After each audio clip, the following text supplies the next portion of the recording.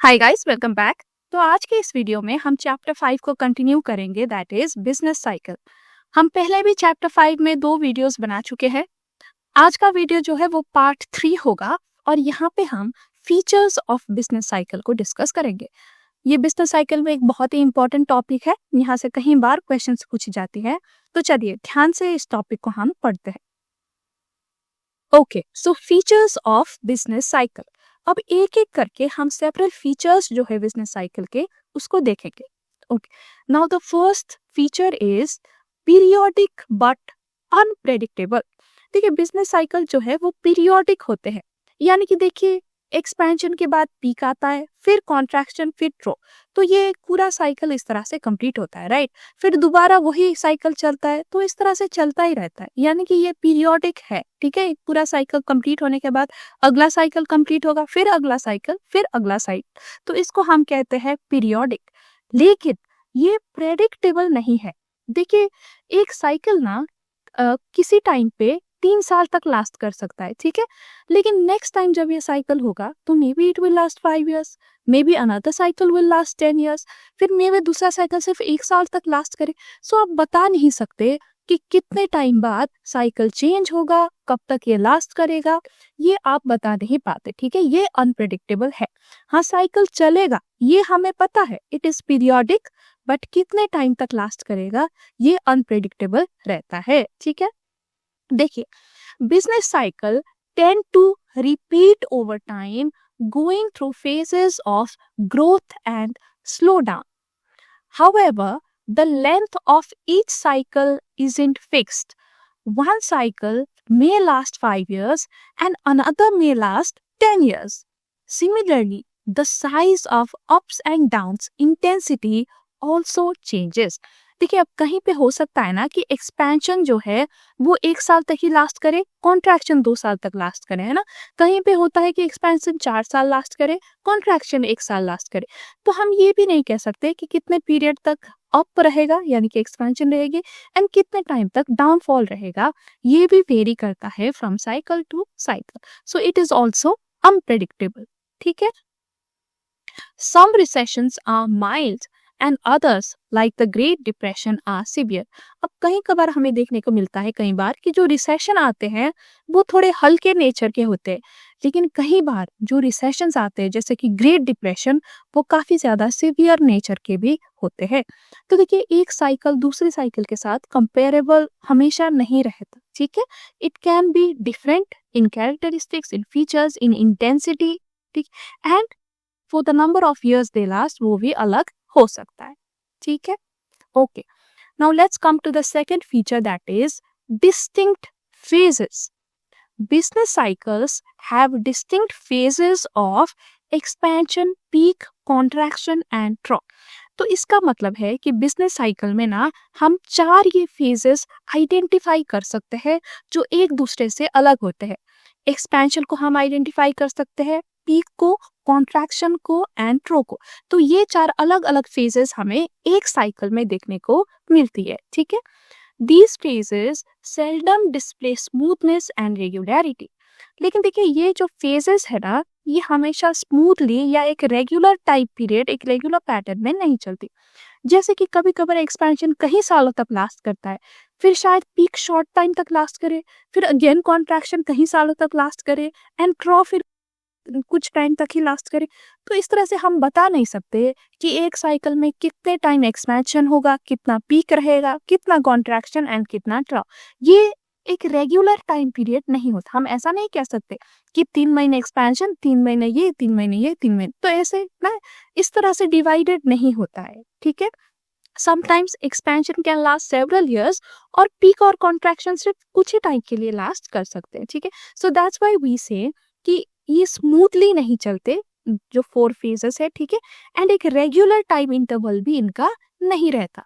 The length of each phase is not definite. Okay, इतना आपने समझ लिया। 4 फेजेस तो होते ही है, लेकिन एक फेज कितना टाइम रहेगा वो हमेशा आप बता नहीं सकते, ठीक है। वो सेम नहीं रहता, ओके, वो चेंज होता रहता है for each cycle of the business cycle. Okay, now the third feature of the business cycle is that it originates in the free market. Free market यानी कि कैपिटलिस्ट मार्केट में, ठीक है, जहाँ पे जो डिमांड है, सप्लाई है, प्राइसेस है, उनको फ्रीली मूव करने दिया जाता है। तो ऐसे मार्केट में ही बिजनेस साइकिल अकर करती है। क्योंकि देखिए बिजनेस साइकिल किस वजह से बिजनेस साइकिल के फेजेस चेंज होते हैं?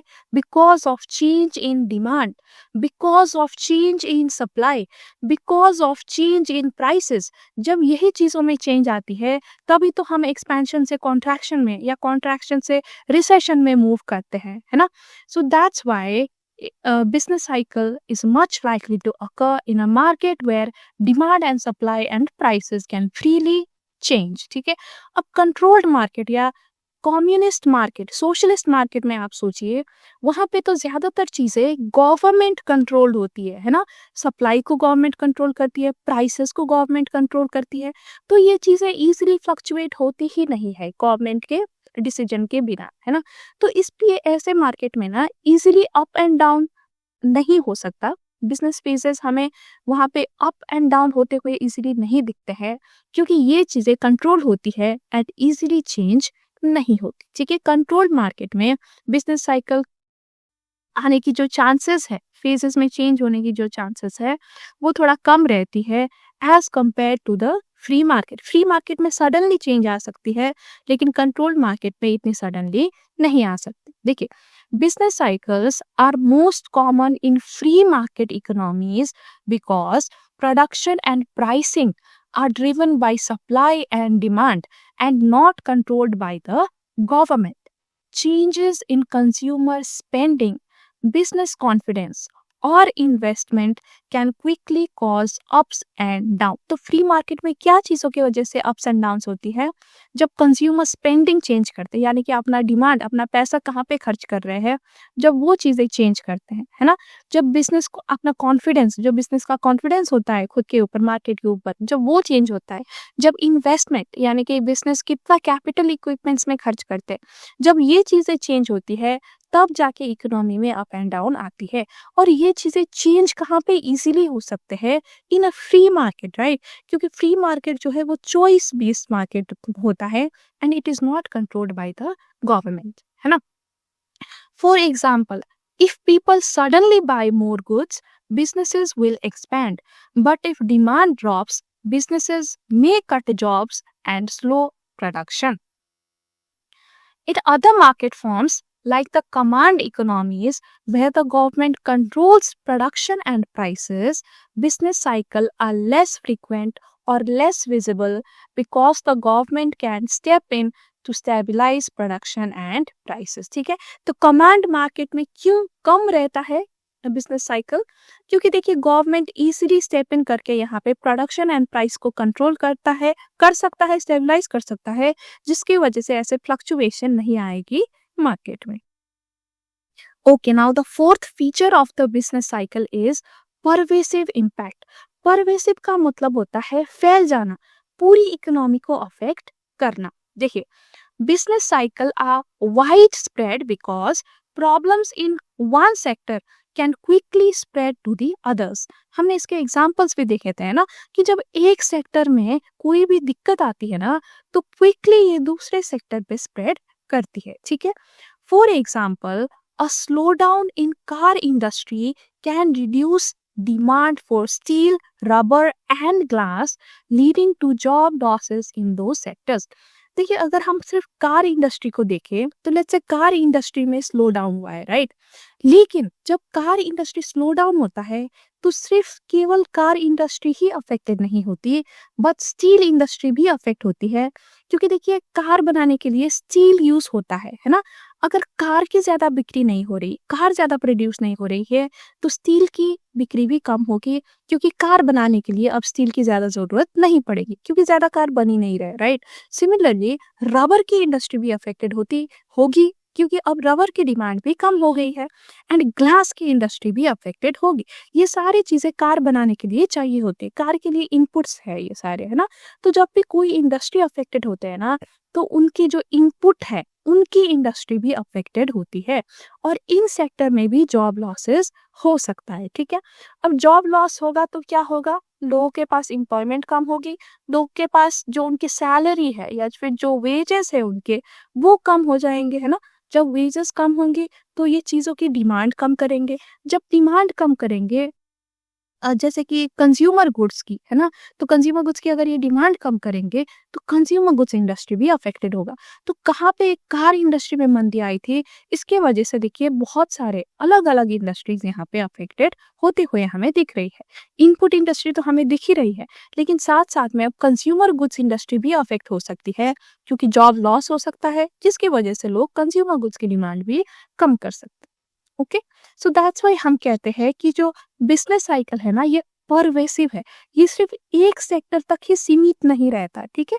जब एक सेक्टर में दिक्कत आती है तो वो कई सारी जो उसके एंसिलियरी सेक्टर्स है या पूरी इकोनॉमी में धीरे धीरे करके ये फैलता जाता है। इवन बैंक्स में भी affected if fewer car loans are issue. तो देखिए, बैंक्स भी अफेक्ट हो सकती है अगर कार इंडस्ट्री अफेक्ट होती है तो। देखिए, बैंक्स लोन देते थे कार खरीदने के लिए, लेकिन कार ही कम खरीदी जा रही है, तो बैंक के पास भी लोग कम आ रहे हैं कार लोन लेने के लिए, तो इवन बैंक की प्रॉफिटेबिलिटी अफेक्ट हो रही है। देखिए, कहाँ ये मैन्युफैक्चरिंग इंडस्ट्री, कहाँ ये फाइनेंशियल सेक्टर, लेकिन एक सेक्टर का अफेक्ट दूसरे सेक्टर में कैसे हो रहा है। देखिए, इतने अलग अलग इंडस्ट्रीज है, स्टिल वो एक दूसरे को अफेक्ट कर रहे हैं, right? This is an example of business cycle being pervasive. This ripple effect shows how closely industries are connected, making it hard to contain economic downturns in just one sector. क्योंकि देखिए, इतना closely industries connected होते हैं ना economy में, तो जो economic problem है वो एक सेक्टर तक ही कंटेन करना काफी मुश्किल रहता है। ये फैलता ही फैलता है तो other sectors as well.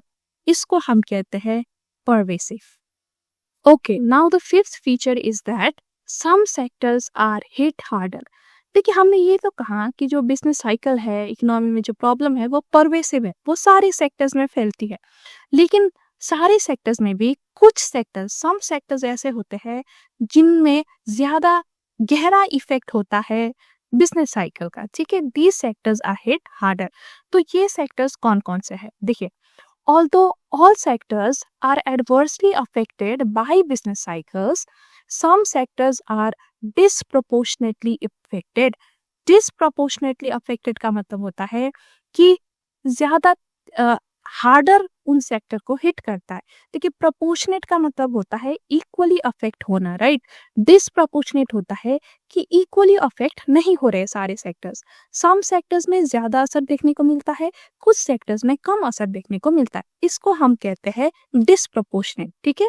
Different proportion में अफेक्टेड हो रहे हैं डिफरेंट सेक्टर्स। तो अब ऐसे कौन कौन से सेक्टर्स हैं जिनमें ज्यादा प्रोपोर्शन में वो अफेक्ट हो रहे हैं? विच सेक्टर्स आर हिट हार्डर? तो फर्स्ट में आते हैं कैपिटल गुड्स इंडस्ट्रीज। देखिए, दीज इंडस्ट्रीज मेक मशीनरी और equipments used by businesses. Capital goods industry कौन सी इंडस्ट्रीज है? ये वो इंडस्ट्रीज है जहां पे बिजनेसेस के लिए मशीनरी एंड इक्विपमेंट बनाई जाएगी। When the economy slows, companies stop buying expensive equipment, so these industries get hit hard. देखिए, जब इकोनॉमी स्लो डाउन होती है ना, तो सप्लायर्स को क्या लगता है कि हमारे गुड्स की तो डिमांड ही नहीं है, तो अब हमें ज्यादा बनानी ही नहीं चाहिए, तो अब हमें नए मशीनरी, नई इक्विपमेंट लेने की जरूरत नहीं है। तो नए प्लांट एंड मशीनरी की जो मार्केट है ना, वो थोड़ा ज्यादा हार्डर हिट करती है when the business cycle occurs, ठीक है? जो कंज्यूमर गुड्स है ना, वो तो फिर भी बिक जाती है, क्योंकि कंज्यूमर गुड्स बनाने में ज्यादा खर्चा नहीं लगता, वो ज्यादा एक्सपेंसिव भी नहीं होते हैं, है ना? लेकिन मशीनरी एंड इक्विपमेंट खरीदने के लिए तो बिजनेसेस को हैवी पैसा पे करना पड़ता है। ये ऐसा तो नहीं कि ये कम प्राइस में आते हैं ना, इनके लिए हैवी इन्वेस्टमेंट करना पड़ता है। तो बिजनेसेस को ना, इकोनॉमी जब डाउन टर्न जा रही है तो हैवीली प्लांट एंड मशीनरी में इन्वेस्ट करने का उनका मन नहीं होता, ठीक है? तो वो अक्सर पोस्टपोन करते हैं कि जब इकोनॉमी अच्छा होगा तब हम प्लांट मशीनरी लेंगे, लेकिन थोड़ा सा भी जब उन्हें इकोनॉमी स्लो डाउन होते हुए दिखेगा ना, तो वो प्लांट इक्विपमेंट नहीं लेंगे। इनफैक्ट जो प्लांट इक्विपमेंट है उनको भी ठीक से यूज नहीं कर पाएंगे, राइट? उनको भी सेल करने की कोशिश करेंगे या उनको भी कहीं और लगाने की कोशिश करेंगे, और नया तो वो बिल्कुल नहीं खरीदेंगे व्हेन द इकोनॉमी स्लोस, ठीक है? तो प्लांट एंड मशीनरी जो है, कैपिटल गुड्स इंडस्ट्रीज जो है, वो अफेक्टेड रहती है, कंज्यूमर गुड्स इंडस्ट्री से ज्यादा अफेक्टेड रहती है, ठीक है? Okay, now the next industry that is hit harder is the durable goods industries. अब ड्यूरेबल गुड्स कैसे गुड्स है? जो लॉन्ग लास्टिंग गुड्स होते हैं, जैसे कि हमारे घर में जो टीवी होता है, फ्रिज होता है, राइट, जो हमारे अलमीरा होते हैं, तो ये लॉन्ग लास्टिंग फर्नीचर्स होते हैं, राइट, जिनको हम कई सालों तक यूज कर सकते हैं। अब इनके जो प्राइस है ना, वो नॉर्मल हमारे कंज्यूमर गुड्स से ज्यादा हो, जो नॉन ड्यूरेबल गुड्स होती है, वन टाइम यूज गुड्स होती है, उनसे ज्यादा होती है इनकी प्राइस, है ना। तो जब भी इकोनॉमी में हमें थोड़ा स्लो डाउन दिखता है, राइट, थोड़ा अनस्टेबल दिखता है, तो एज अ कंज्यूमर हम थोड़ा सा केयरफुल होते हैं कि हैवी खर्चा ना करें, है ना। ड्यूरेबल गुड्स ऐसे गुड्स नहीं होते जो बिल्कुल जिनके बिना हम जी नहीं सकते, है ना। हम कुछ टाइम इनके बिना जी सकते हैं, तो हम क्या सोचते हैं कि ठीक है, थोड़ा सा इकोनॉमी ठीक होने दो, फिर खरीद लेंगे, अभी इतना पैसा खर्च करने की क्या जरूरत है ना।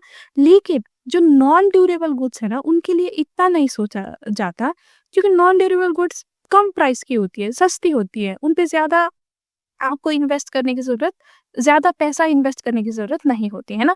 तो वो खरीदने से पहले दोबारा सोचा नहीं जाएगा। जैसे कि अगर आप फूड आइटम खरीद रहे हो, क्लोथिंग खरीद रहे हो, तो वो ज्यादा एक्सपेंसिव आइटम नहीं है, तो आप फिर भी स्लो डाउन में भी ये चीज खरीद सकते हो। लेकिन आपको एक नया अलमीरा खरीदना है, लेट्स से गाड़ी खरीदनी है, लेट्स से आपको टीवी खरीदनी है, फ्रिज, एसी, तो ये चीज ना आप थोड़ा सा सोच के लेते हो, है ना। जब इकोनॉमी स्टेबल होती है, जब आपको भी अपनी जॉब की सिक्योरिटी लगती है ना, आपको लगता है कि ठीक है, मेरी प्रमोशन आने वाली है, मेरी सैलरी हाइक होने वाली है, तो तब आप इन गुड्स को खरीदना पसंद करोगे।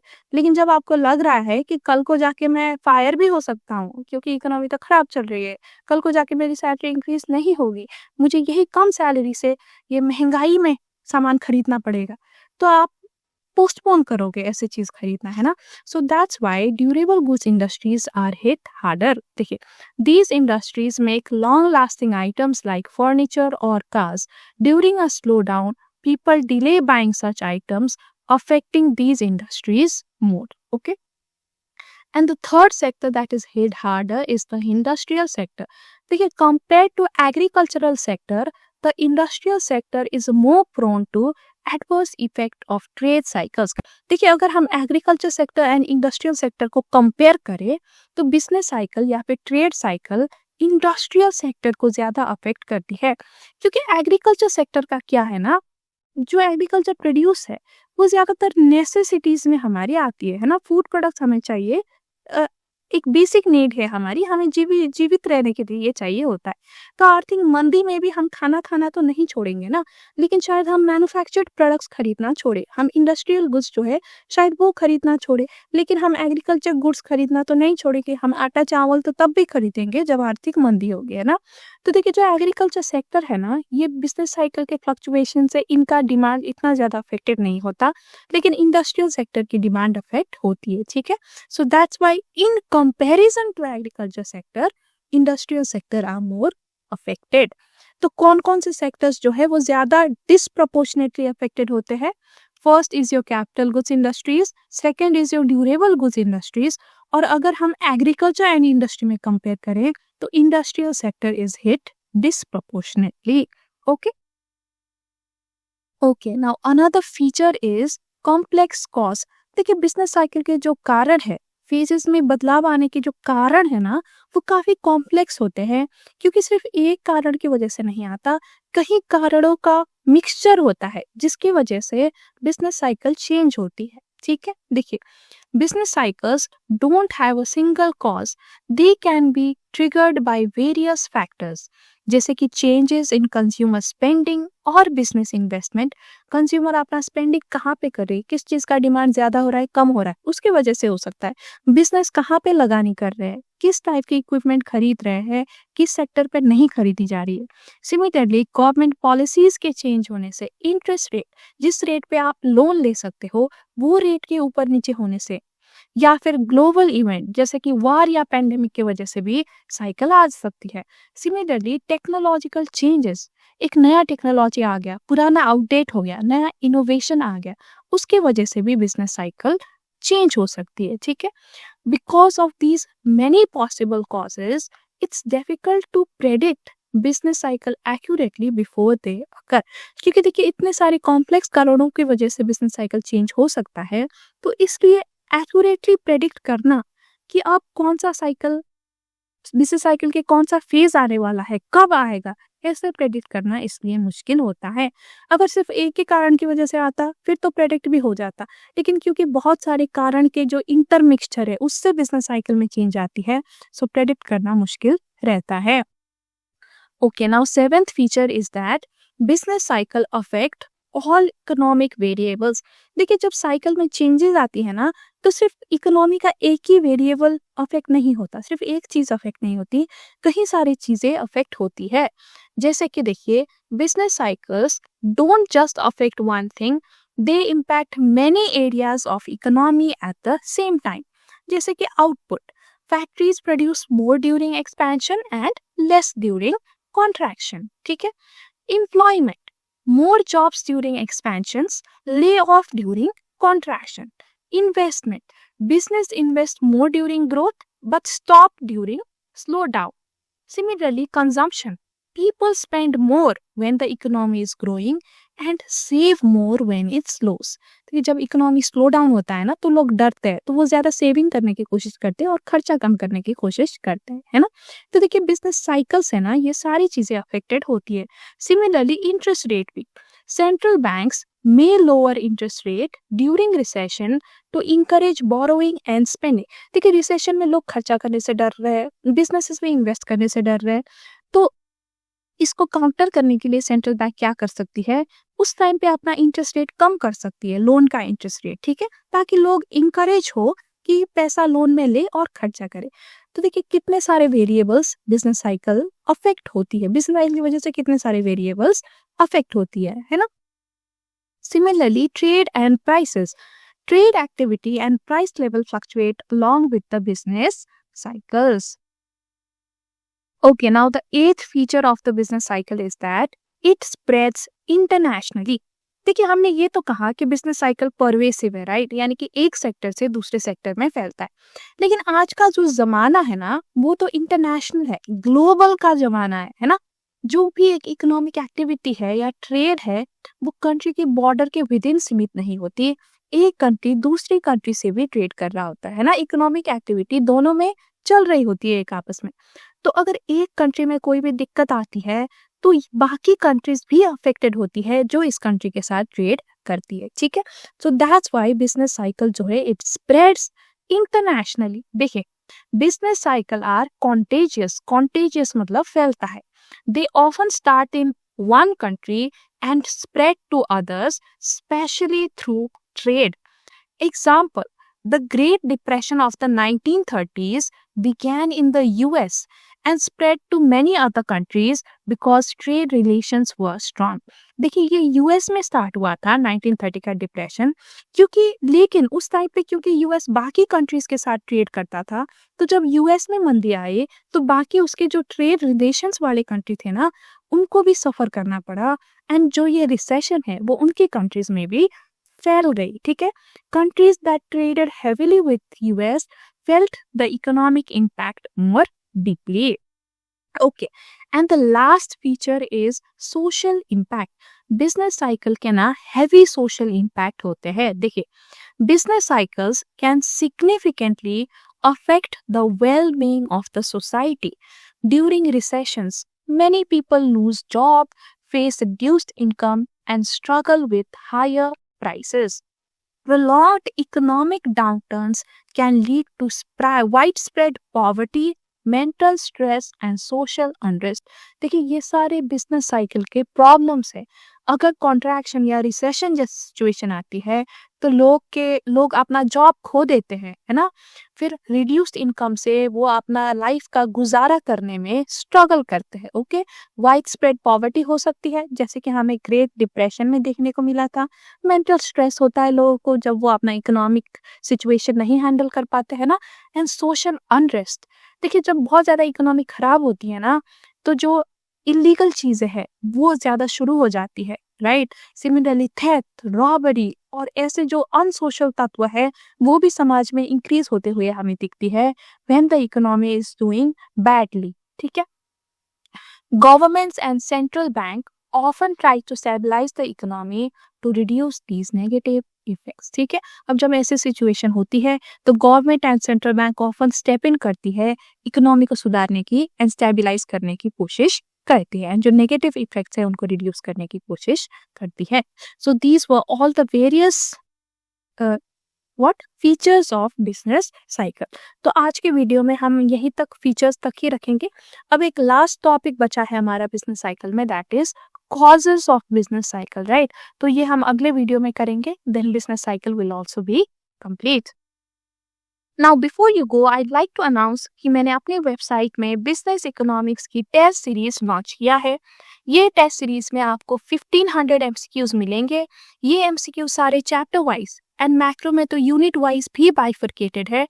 देखिए, जैसे ही आप ईच यूनिट की टेस्ट लोगे, यहाँ पे आपको ऑन एवरेज 50 to 60 एमसीक्यूज मिलेंगे। देखिए, कहीं कभार जो लंबे यूनिट्स है उनके 2-3 टेस्ट भी आपको यहाँ पे मिलेंगे, एंड ईच टेस्ट में 50 to 60 एमसीक्यूज होंगे। जैसे ही आप टेस्ट दोगे, सबमिट करोगे, आपको पहले अपना स्कोरिंग दिखेगा, परफॉर्मेंस एनालिसिस दिखेगा, एंड उसके बाद आप अपने टेस्ट को रिव्यू कर सकते हो। रिव्यू करके आप देख सकते हो कि कहाँ पे आपने मिस्टेक किया, एंड जो भी आपने मिस्टेक किया उसके आप आंसर देख सकते हो, उसके एक्सप्लेनेशन आप पढ़ सकते हो। यानी कि अगर आप कोई क्वेश्चन में कंफ्यूज हो, गलती करते हो, तो आपको इधर उधर भटकने की जरूरत नहीं है आंसर देखने के लिए। आपको आंसर एंड एक्सप्लेनेशन भी टेस्ट के अंदर ही मिलेगा। तो इससे जो आपकी प्रेपरेशन है ना, वो बहुत तेजी से आगे बढ़ेगा, क्योंकि आपको इधर उधर व्हाट्सएप ग्रुप में, टेलीग्राम ग्रुप में या कहीं भी भटकते हुए आंसर ढूंढने की जरूरत नहीं पड़ेगी। एंड जो ये मेरी टेस्ट सीरीज है, इसमें जो आईसीआई के पीवाईक्यूज के क्वेश्चन है, एमटीपीज एंड आरटीपीज, ये सारे क्वेश्चंस भी इंक्लूडेड है। तो ये एक कॉम्प्रिहेंसिव पैकेज है। ये करने के बाद आपको कोई और सोर्स से एमसीक्यू करने की जरूरत ही नहीं होगी। आप 100% प्रिपेयर हो जाओगे यहाँ से एग्जाम के लिए। ठीक है, एंड जो भी ये टेस्ट लेगा उसको एक्सेस मिलेगा to our exclusive WhatsApp group. यहाँ पे आप 24/7 अपने डाउट्स एंड सवाल पूछ सकते हो, and we will try to clarify your doubts. And ये टेस्ट सीरीज के साथ आपको 2 सेट्स ऑफ मॉक टेस्ट भी फ्री में मिल रहे हैं। मॉक टेस्ट बिल्कुल आपके एग्जाम पैटर्न में होंगे, यानी कि 100 मार्क्स के 2 टेस्ट होंगे।